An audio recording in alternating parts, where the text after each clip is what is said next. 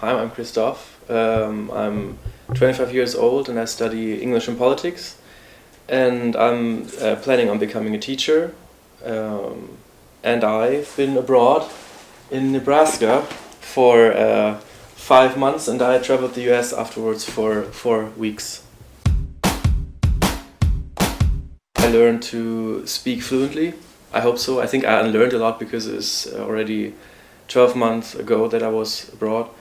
And cultural competence, I think I learned that Americans aren't as bad as the whole world thinks. But nevertheless, stereotypes are there because they are true. But what did I learn? I was there studying in Nebraska. I studied English, not as a language, but as I studied literature. So I was like very much into the society. I was integrated. I was a student just like everybody else, and I didn't try to appear as the German, although I was wearing socks and sandals, which everybody was making fun of. But I don't do this at the moment right now.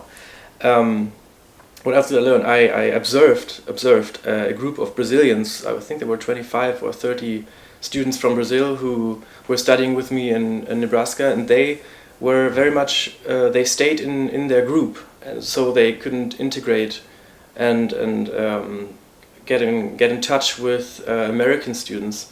So I think that it's important to try to initiate contact with real Americans in order to dive into the society. So I think that's a competence to go out of your comfort zone. Although there is a comfort zone everywhere you go, just get out of it, and I think that's the way you learn the most of it. And my career, I'm planning on becoming a teacher, so I think I improved on my language skills, which is good for the students, so they see I can speak English if I want to. But if I was planning on working in the free market, I think it's obligatory these days to go abroad, so that your future boss sees how he can adapt to other environments. It's not so much important for teachers, but nevertheless, I think I learned a lot. Any place except countries in Europe, because I've seen many parts in Europe, and Europe is interesting, of course. It's very diverse concerning the cultures that are inhabited in Europe. I'd say I'd like to go to Australia if it wasn't that expensive and that far away, but I will go one day. And Asia is interesting.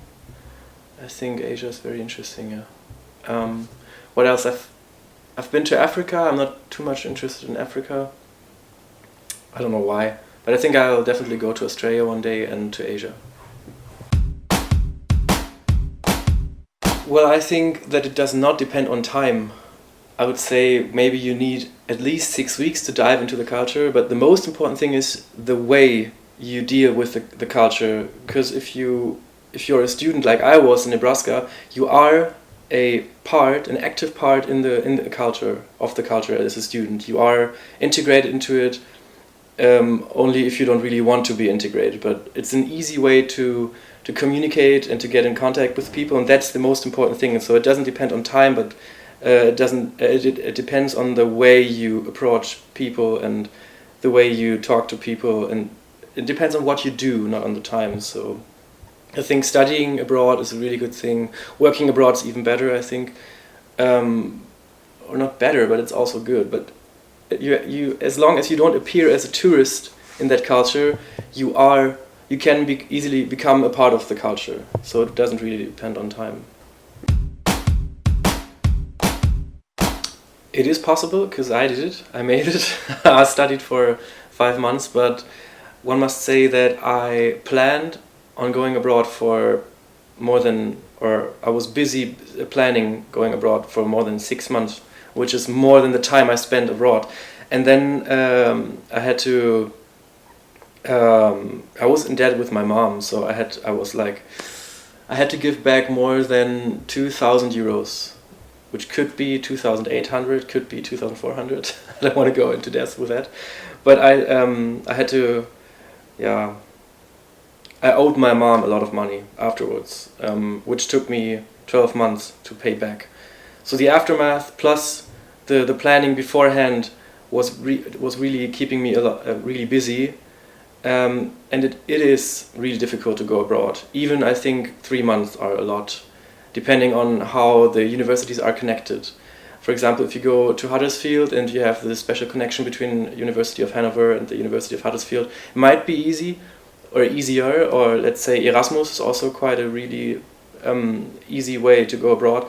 The University of Nebraska in Lincoln was kind of easy because I didn't have to pay the dorms and the food, or didn't I have to pay for the classes? I forgot.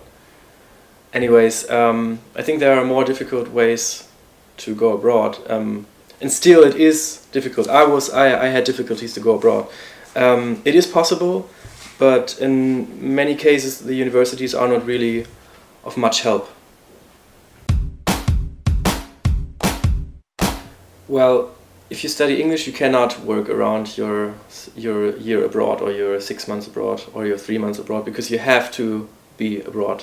You just have to make it, or you have to go abroad. But why postponing? I think, and I already gave the reasons for it, is that it's really expensive, and it takes a lot of time. A lot of time planning it, and a lot of time working and making money for paying the dues with your parents, for example, or the banks, or your bank. So yeah, it is really difficult to plan it. It's just, I don't know, if I haven't had help from friends, I wouldn't have gone abroad. Easy as that.